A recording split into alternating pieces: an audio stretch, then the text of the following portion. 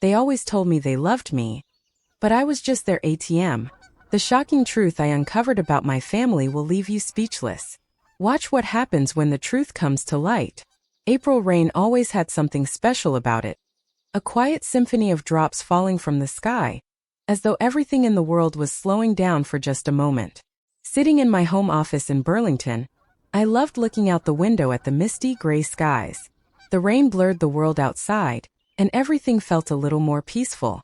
It was a rare moment of calm in my busy life, where I could just breathe and let my thoughts wander. I'm Emily Turner, 35 years old, and I've spent the last decade building my career. I run a marketing consulting business, and I'm proud of the success I've achieved. It wasn't easy, but I did it. My company is small but well established, and it gives me the freedom to work from home, set my own hours, and most importantly, be there when I need to be. Life was comfortable. I was in control and everything seemed to be going well. But there was always one thing weighing on my heart, the desire to take care of my family. I've always been a family-oriented person. My parents, Mark and Carol, were not wealthy, but they had worked hard their entire lives to provide for my brother, Jack, and me. They'd done the best they could, and when I was able, I wanted to give back. I wanted them to enjoy their retirement without the stress of financial worries, so I made sure they were comfortable. Every month, I sent money to help cover their expenses. Anything from medical bills to unexpected costs. I always believed it was my way of repaying them for everything they'd done for me. My mother, Carol, always said I was the best daughter she could ask for. She was quick to tell me how proud she was of me, and I believed her. My dad, Mark, wasn't as expressive, but I could see the pride in his eyes whenever he looked at me. The way he'd nod in approval when I talked about my business or my achievements, it was enough. They had both given so much to me, and I wanted to make sure they could enjoy their golden years without any worries. Jack, my brother, had always been my closest ally. We had our differences like any siblings, but I never doubted that he had my back. He wasn't as financially stable as I was, and I knew that. So, I always helped him out too, whether it was covering some bills or sending money when he needed it. But that day in April, everything started to change. I was sitting in my office preparing for a client meeting when my phone buzzed. It was a text from Jack. A quick, casual message, asking if I could send more money for Mom and Dad's expenses. I opened it and began typing a response, but then I saw something strange. Another message, one I wasn't supposed to see. It was from Jack, but it wasn't sent to me. It had been sent to our family group chat. First, I didn't think much of it. But as the words came into focus, my heart skipped a beat. Just send her the money. She'll never know the difference, Jack had written. Then a reply from my father. Yeah, keep that gravy train going. She's too dumb to realize we're using her. My mother's message followed. She's such a sucker. I almost feel bad for her. The next few messages were even worse, exposing everything. I couldn't breathe as I scrolled through the texts. They had been planning for years, manipulating me, playing on my sympathies, getting more and more money from me, all while pretending to need it for basic things. Medical bills, car repairs, home expenses, I had believed it all. But now I knew the truth. The golf clubs I had bought for my dad, the expensive vacations they had taken, the new car they'd upgraded to, all of it was funded by me, all under the guise of emergency expenses. My hands shook as I read the messages. How could they? How could my own family, my parents and my brother, treat me like this? I'd spent years supporting them, thinking I was helping them live comfortably, only to find out they had been laughing at me behind my back. Every sacrifice I'd made for them, every dollar I'd sent, had been nothing more than a joke to them. For a moment, everything went silent. The rain outside seemed to grow louder, pounding against the window as if echoing my heartache. My entire world had just crumbled in front of me. I didn't know what to do. I didn't know how to react. My family had been everything to me, and now I realized that everything I thought I knew about them was a lie. Just as I was trying to process what I had just learned, I heard a knock at the door. I looked through the peephole, and there he was, Jack, standing on the porch, drenched from the rain. His face was full of guilt and desperation. I stared at him, my chest tightening. I wasn't ready to face him. I wasn't ready to hear what he had to say, but I knew I had no choice. I opened the door, blocking the entrance with my body. What do you want, Jack?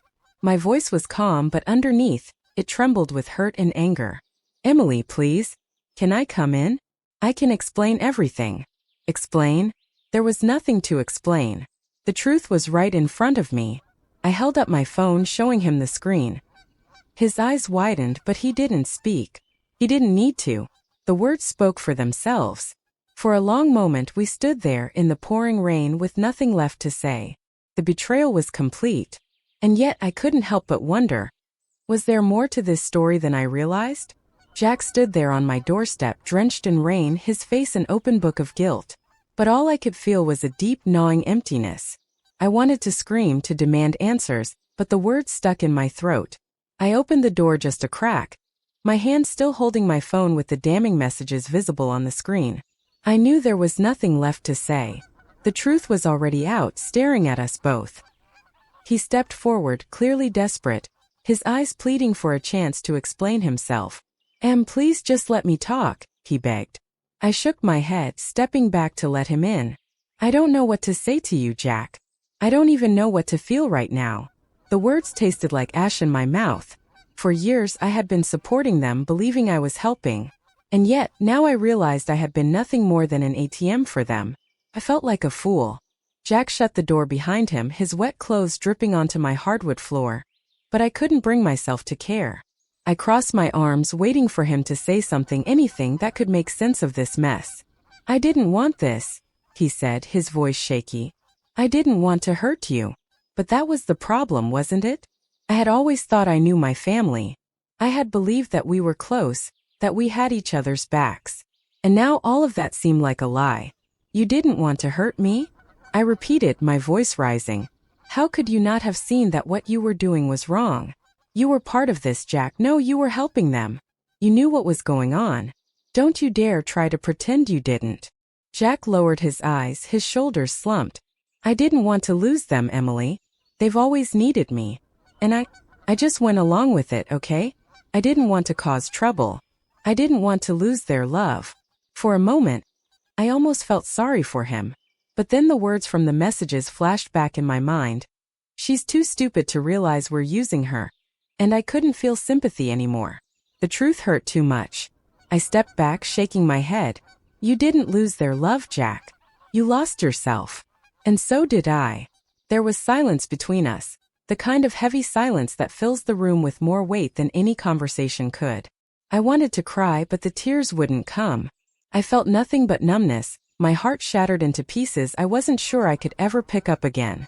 As Jack stood there, his hands trembling at his sides, I started to replay moments from the past, little comments, moments that seemed insignificant at the time, but now felt like the seeds of all this manipulation. The way my mother would casually mention how much money she thought I should send every month, as if it was a given, a normal expectation. The little things my father would say like, "You've always been so generous, Emily. You've got such a big heart." And then I remembered those conversations with Jack, when he would joke about my never saying no when it came to helping them. The most unsettling memory was when my mother had once said, "Emily, you're such a good daughter. You'll never turn your back on us, will you?" I had laughed it off back then, but now I saw it for what it really was. An unspoken understanding that I would always be the one to bail them out, the one to fix their problems. Mom always told me how proud she was of me. I murmured, more to myself than to Jack. But now I feel like it was all a lie. Maybe it was just manipulation, all along. Jack flinched, guilt flooding his face. "I don't think it was like that, Em. She loves you. They both do. It's just, they don't know how to handle things sometimes. They never wanted to ask for help." "Then why didn't they ask, Jack?" My voice cracked and I quickly swallowed the lump in my throat. Why didn't they come to me and say, "We need help"? Instead, they just made me feel like it was my duty to take care of them, as if I owed them everything. I turned away, pacing in the small living room. It felt like the walls were closing in on me. I had done everything for them, and yet I had never asked for anything in return. I hadn't even realized that I was being drained dry, both emotionally and financially, until now. The more I thought about it, the more unsettling everything seemed. The casual comments, the subtle hints, the guilt trips. They had always been there, lurking beneath the surface, but I had never seen them for what they were. Then it hit me. My mother, always so quick to praise my sacrifices, had never really acknowledged the toll it took on me. Every time I sent money, every time I helped out, she'd thank me with a smile. as if it was just a small favor I was doing for her. But now I realized that those thank yous were hollow, empty. It wasn't gratitude, it was just a tool to keep me giving. I turned back to Jack, the weight of the realization settling heavily in my chest. They used me, Jack. And I let them. I let them make me feel like this was just normal, like I was supposed to do it all.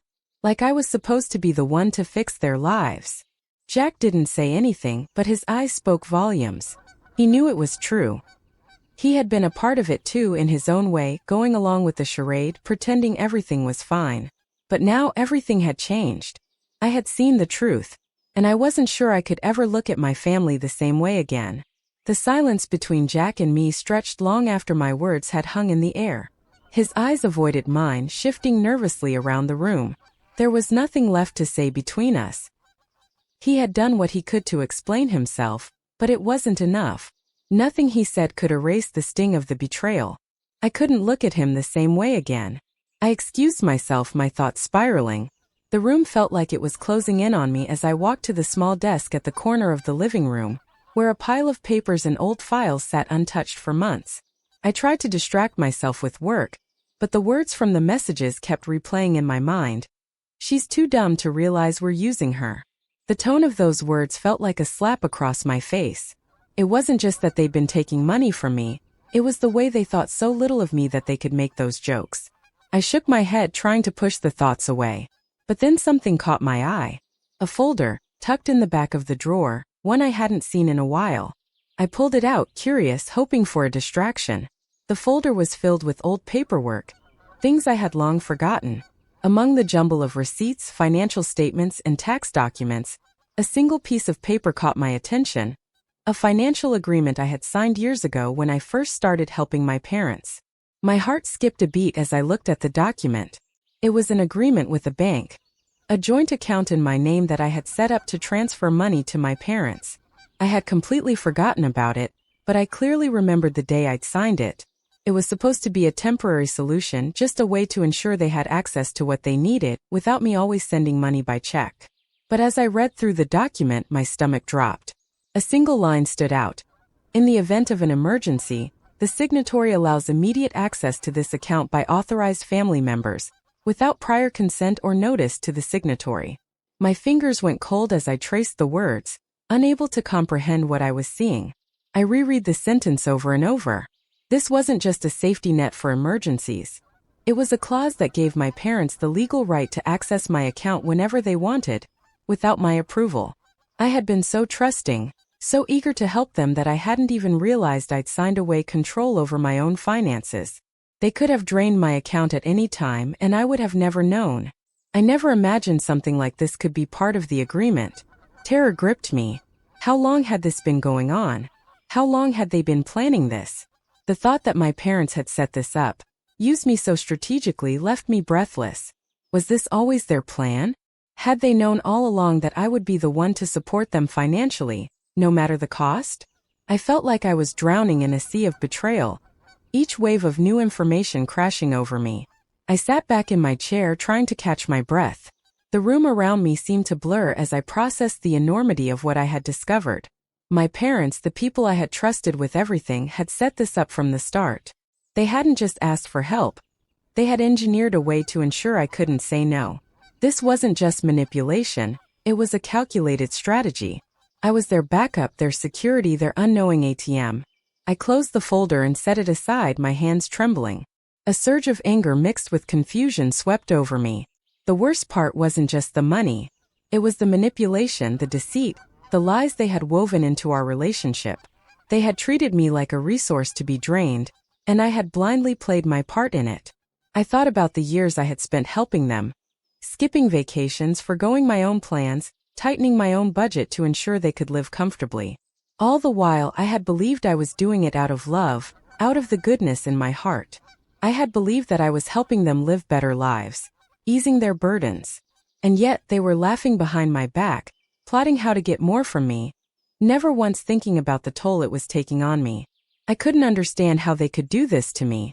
How could my parents, the people who had raised me, had taught me about love and sacrifice, betray me like this? The trust one had placed in them felt shattered, irreparably broken. Just as I was about to stand up and walk away from the mess of papers, something else caught my eye. It was another file, much thinner than the one I had just opened, but it seemed to be stuck between the other documents. I pulled it out without thinking, my heart racing as I opened it. This time, the contents of the file were even more disturbing. It was a letter, written by my father, addressed to me. The letter was dated a few years ago, shortly after I had signed the agreement with the bank. In it, my father had written about his health, about how much he appreciated my help, and how much he wanted to make sure I was taken care of. But as I read further, something stood out. He mentioned that, if there ever comes a time when you can't help anymore, we'll make sure to handle things on our own. But for now, let's keep this arrangement between us. I felt my heart stop. I hadn't remembered this letter, and the words chilled me to the bone. For now, let's keep this arrangement between us. It was as if he knew, even back then, that this was a temporary arrangement that would one day come to an end. But for him it didn't matter. He knew I would always step in, always be there to help. I was always going to be the one to carry the weight. I slammed the letter down on the desk, my mind racing. How long had they been planning this? How much of my life had they been controlling without me even knowing? The weight of the truth pressed down on me and I could barely breathe. I couldn't ignore this anymore. The truth was clear now. My family had been using me, manipulating me for years, and I had no idea how to move forward. The weight of everything I had discovered pressed on me, making every step feel like wading through thick mud. The truth was undeniable. My family had used me. I had spent years of my life helping them, thinking I was doing what was right, only to find out that I had been nothing more than an ATM for their whims and desires. I felt like a fool, like I had been so blinded by love and duty that I couldn't see the reality that had been staring me in the face all along. The hardest part of it all was realizing that I was no longer a part of my family in the way I had believed. I had always thought of myself as the one they could rely on, the one who would step in when times were tough. But now all I could see was how much I had been drained by them. Every sacrifice I had made, every penny I had given, it all seemed like it had been taken for granted. They didn't love me. They loved what I could do for them. I sat on the couch, my head in my hands, staring at the phone on the coffee table. My hands shook, not from cold but from the anger and betrayal that bubbled beneath the surface. How could they have done this to me? How could I have been so blind? But as much as I tried to convince myself that cutting them out of my life was the only option, a part of me, some small, still fragile part, resented the idea. The guilt gnawed at me. These were my parents. They had raised me and they had loved me in their own way. Or had they? No, I couldn't keep pretending. The truth was right there, plain as day. They had used me. I stood up abruptly, pacing the room. I thought about all the sacrifices I had made over the years. The vacations I had skipped, the time I had put aside for my own dreams, the career opportunities one had delayed because I needed to be there for them. Every time they called with an emergency, I had jumped to help, believing it was my duty. I had worked overtime to make sure they could live comfortably, and in return I had gotten nothing but lies. Yet, even now, the thought of cutting them off completely was difficult to swallow. The love I had for them, complicated and imperfect, was still there, buried under layers of anger and hurt. I wasn't sure if I could just walk away. Could I truly sever ties with the people who had given me life, even if they had betrayed me? The thought felt like a betrayal in itself. I reached for my phone, my fingers brushing the screen as I thought about calling them. Calling my mother, hearing her sweet voice, asking me to forgive them. I wanted so badly to make everything right, to undo the damage. But I couldn't. I couldn't just go back to being their safety net, their fallback. I couldn't allow myself to be their fool any longer. I set the phone down and collapsed back onto the couch, feeling completely drained. My mind raced, spinning with thoughts of what to do next. How could I move forward from here? How could I build a life where I wasn't defined by my family's needs? I had no answers, only the crushing weight of uncertainty. And then, just as I was starting to drift into a heavy, uneasy sleep, my phone buzzed. I groggily reached for it, half expecting to see a message from Jack, begging for forgiveness, or perhaps one from my mother, trying to guilt me into helping them again. But when I looked at the screen, I froze. It was a message from an unknown number. I know what you did with their account, but don't forget, you still owe a debt. My heart skipped a beat. The message felt like a slap to the face, But what was worse was the gnawing feeling in the pit of my stomach. Who was this? Was it someone from my family trying to manipulate me again? Or was it someone else, someone who knew too much about my financial situation? I had made sure to close all of the accounts to cut off my ties with them, but now it seemed like someone was watching me. My hands trembled as I read the message again. What debt were they talking about? Was this some kind of twisted game? The timing of it, the way it came after everything I just uncovered, made my skin crawl. I felt as if someone was lurking in the shadows, waiting for the right moment to strike. I tried to brush it off, but the unease that crept through me was impossible to ignore. The message had been sent from a burner phone. No traceable information. I couldn't even tell if it was someone from my family or a complete stranger. But the implication was clear. There was something I didn't know. Something more. And I was scared of what it might be. I stood up, pacing the room again, but this time with a heightened sense of fear. I looked out the window, half expecting to see someone standing in the rain, watching me. The unease in my stomach intensified, and I couldn't shake the feeling that I was being followed. The thought of it made my skin prickle with anxiety. Could it be Jack? Could it be my parents desperate to pull me back into their web? I didn't know who to trust anymore, or who was behind this, but one thing was clear. This wasn't over. I had no idea what kind of game they were playing, but I couldn't let myself be caught in it again. The truth was out there somewhere and I had to find it. Whatever this was, whatever the debt they were referring to, I needed to uncover it. I couldn't afford to be in the dark anymore. I couldn't let them win. And so as I sat there, the weight of everything pressing down on me, I made a promise to myself. I would get to the bottom of this. I would find out who was behind the message, and I would reclaim control of my life no matter what it took. The days following the cryptic message from the unknown number were filled with a mixture of confusion and unease. The feeling that someone was watching me, lurking in the shadows, had only intensified. I couldn't shake the paranoia that had crept into every aspect of my life. But despite the growing tension, there was one thing I knew for sure. I had to make a change. I couldn't keep living in this limbo, stuck between my family's manipulations and my own sense of guilt. Sitting in my office, the weight of everything bearing down on me, I made a decision. I was done. Done with the lies, done with the manipulation, done with being their backup. I picked up my phone, my fingers shaking slightly as I dialed Megan's number. Megan had been my best friend since college, and more importantly, she was a lawyer. If anyone could help me untangle this mess, it was her. "Hey Megan," I said, trying to keep my voice steady, though the emotions inside me were anything but calm. "I need your help. I need to go through all the accounts and paperwork I have with my family. I'm done. I'm cutting everything off, and I need to make sure it's all done right." Megan's voice, always so calm and collected, reassured me. "Of course, Emily. I'll help you sort through everything. Just let me know what you need." We agreed to meet the next day, and as I hung up the phone, a strange sense of resolve settled in my chest. For the first time in weeks, I felt like I was in control of my life. I was taking back the power that had been stolen from me piece by piece over the years. The next morning, I sat down at my desk, opening the bank accounts I had shared with my parents. With each click, the weight of my decision felt heavier. I could no longer ignore the truth. I had been their financial safety net, their unwitting enabler for far too long. It was time to stop. One by one, I began to cancel the recurring transfers, halting the monthly payments I had sent for years. My finger hovered over the button to close the joint accounts, but something inside me hesitated. This wasn't just about the money. This was about severing a bond, about ending a relationship that had been built on deception. It felt like cutting off a part of myself, a part one had never questioned until now. But as my finger pressed the button to close the account, I felt a wave of relief wash over me. It was as if a weight had been lifted from my shoulders, a feeling I hadn't experienced in so long. I wasn't just freeing myself from financial obligations. I was freeing myself from the emotional chains that had held me captive. Next, I moved on to the insurance policies. My parents had been listed as beneficiaries, and I had always made sure they were taken care of, even in the event of my death.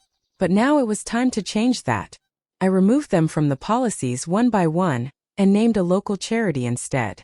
The act felt liberating, like I was reclaiming my life in a way I hadn't thought possible. I was no longer bound by the role they had cast me in, the responsible, dutiful daughter who gave without question. I sat back in my chair, staring at the screen, my heart racing. I had done it. I had finally cut the financial ties that had bound me to my family for so long. It felt like a small victory, but a victory nonetheless. For the first time in years, I felt free. Just as I was processing the finality of my decision, my phone buzzed again. A text message from Jack. I hesitated, wondering if it was another apology, another desperate attempt to get me to change my mind.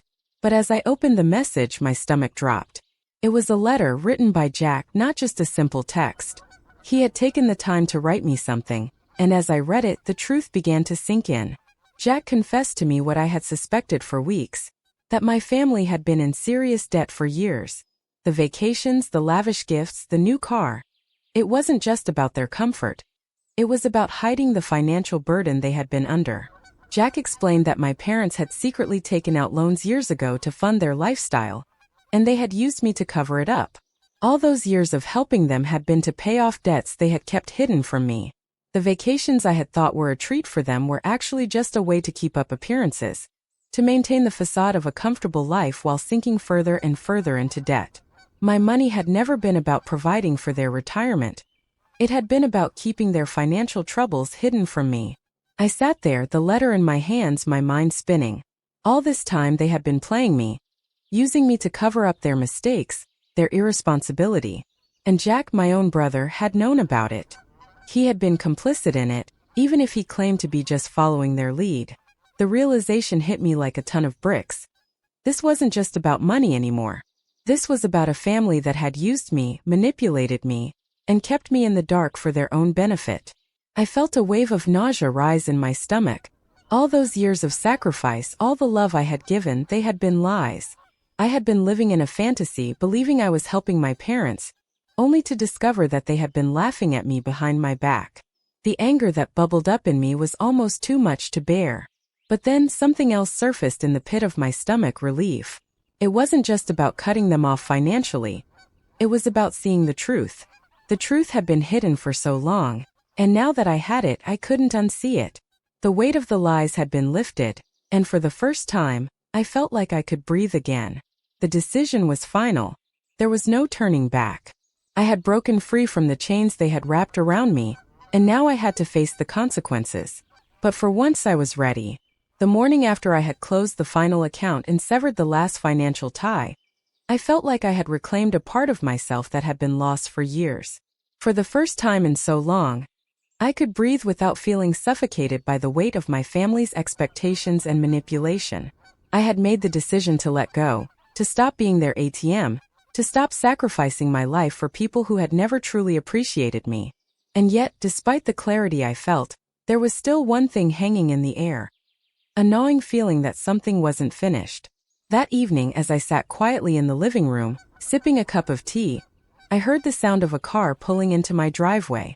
My heart skipped a beat. I didn't need to look out the window to know who it was. I knew my family wouldn't just let this go. They couldn't accept that I had cut them off, that I had finally seen through their lies. There was a knock at the door, a sharp rap that echoed in the quiet house. I stood up slowly, my hands cold against the doorknob. I didn't want to answer it. I didn't want to face them. But I knew I had no choice. This moment had been coming for a while. I opened the door and there they were, my parents and Jack standing on my doorstep. My mother looked different, her face drawn and tired, her eyes rimmed with redness, as if she had been crying. My father's expression was stoic, but there was something in his gaze that I couldn't place. And Jack?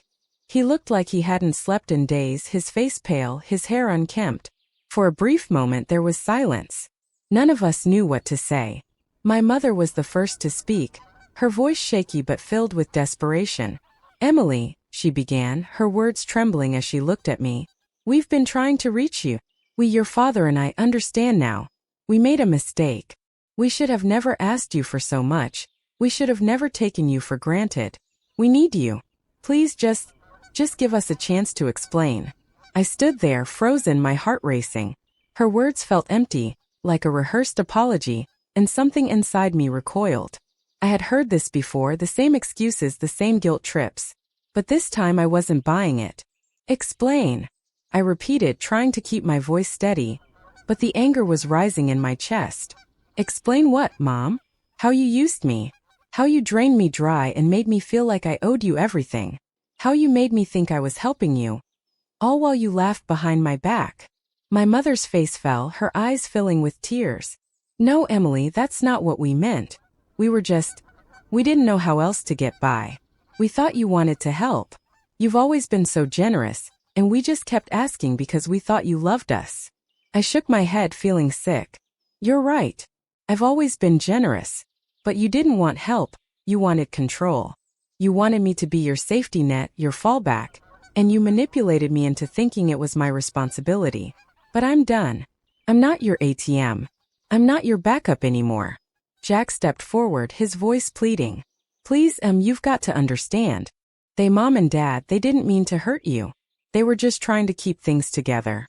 They never knew how to manage everything on their own. We need you, Em. I need you. His words were a desperate cry for help, but they only made the anger burn hotter. You don't get it, Jack. You think this is just about money, but it's not. It's about everything. It's about trust, it's about love, and you broke both. The guilt in his eyes was unmistakable, but I couldn't find it in me to feel sorry for him anymore. He had known everything. He had gone along with their schemes, and now he was trying to play the victim. I can't do this anymore, I said, my voice firm, cutting through the tension like a knife. I've given you everything I could. I sacrificed my life for you, for them, and I got nothing in return but lies and manipulation. You've used me, all of you, and I'm done. There was a long pause, the air thick with unspoken words. My parents' eyes flickered with guilt, but there was no real apology in their stares. Only a sense of entitlement, as if they still expected me to fix things for them. My mother reached out, her hand trembling. Emily, please don't do this. We're sorry. We've learned our lesson. We need you now more than ever. You're the only one who can help us. I stepped back, shaking my head. No, Mom. I'm not your savior. I'm not here to fix everything for you. You've used me for too long, and I can't go back to that. The realization hit me hard. I wasn't angry with them anymore. I was angry at myself for letting it go on for so long. But now, standing in front of them, I finally felt the power I had been missing. I was free. I didn't need their approval. I didn't need their love if it was going to come with strings attached. This conversation is over, I said, my voice steady and final. You need to find your own way, just like I've had to find mine. Don't come back here. Not unless you're ready to respect me, not just as your daughter, but as a person with her own life to live. I turned and closed the door gently, cutting off the last thread that had tied me to the life I had once known. And as I stood there, my back against the door, I finally felt a sense of peace that had eluded me for so long. It wasn't easy, but it was necessary. For the first time in years, I was free. The days following the confrontation with my family felt like a fog had finally lifted. I didn't realize how suffocating it had been, living in the constant tension between love and resentment, guilt and anger. But now, with each passing day, I felt a little lighter, a little freer. I had done something I never thought I'd be able to do. I had stood up for myself. For years, I had been the one to give and give, always putting my family's needs above my own. I had convinced myself that helping them was my duty, that my love for them meant I should sacrifice my own happiness and stability. But now, for the first time in a long while, I realized that love wasn't supposed to feel like an obligation. It wasn't supposed to be a transaction, something to be earned or manipulated. Love, real love, was supposed to be unconditional, not conditional on how much I could provide, how much I could give. I had spent so many years believing that my worth was tied to what I could do for others, that I wasn't enough just as I was. But now, in the stillness of my home, I began to understand that I was enough. And for the first time in my life, I wasn't bound by the weight of someone else's expectations. I started living for myself, taking the time to do things that made me happy, that filled me with joy instead of dread. I went for walks in the park in the mornings, something I hadn't done in years. I spent weekends visiting friends I had neglected, reconnecting with the parts of myself I had lost along the way. I started focusing on my career again, without the constant guilt that I wasn't doing enough for my family. I still loved them. That hadn't changed. But now I loved myself more. One afternoon, a few weeks after the confrontation, I sat down at my desk to review some of my old financial records. I had decided to clean up my accounts, something that had been on my to-do list for ages but had always felt too overwhelming. As I clicked through the documents, I came across the file that contained all the old statements and transactions I had made over the years for my parents. I had already closed all the joint accounts, but there were still a few records I hadn't fully reviewed. As I skimmed through the statements, I noticed something odd. A series of transactions, amounts that seemed unusually large and with vague descriptions. It wasn't just for the usual medical bills or car repairs. The payments were made to an unlisted entity, a name that didn't seem familiar to me at all. My heart sank as I clicked through the details. The transactions had been occurring for years, but I had never noticed them. They were discreet, carefully hidden among the other transfers. I felt a chill run down my spine as I realized what I was looking at. This wasn't just about supporting my parents. The money I had sent, the money I had thought was going to help them with their supposed needs, some of it had been going somewhere else entirely. A quick search on the name of the account revealed nothing concrete. There were no clear links to any businesses or known organizations. It was a shell account, one that could easily be used for something else entirely. The realization hit me hard. What if my parents were involved in something illegal? Could this have been the emergency account they had set up without my knowledge? Were they laundering money or worse, involved in criminal activities? I tried to push the thought away. It was too much to process all at once. But the unease in my chest wouldn't go away. The more I thought about it, the more pieces began to fall into place. The expensive vacations, the constant pleas for money, the mysterious financial transactions. It all seemed too carefully orchestrated. My parents had known exactly what they were doing all along, and I had been too naive to see it. My fingers hovered over the keyboard as I debated whether or not to dive deeper. What if I uncovered something I couldn't undo? What if everything I thought I knew about my family was based on lies, not just about money but about who they really were? But I couldn't ignore the truth anymore. I had to know. For my own peace of mind, I had to uncover everything. I couldn't let the uncertainty continue to gnaw at me.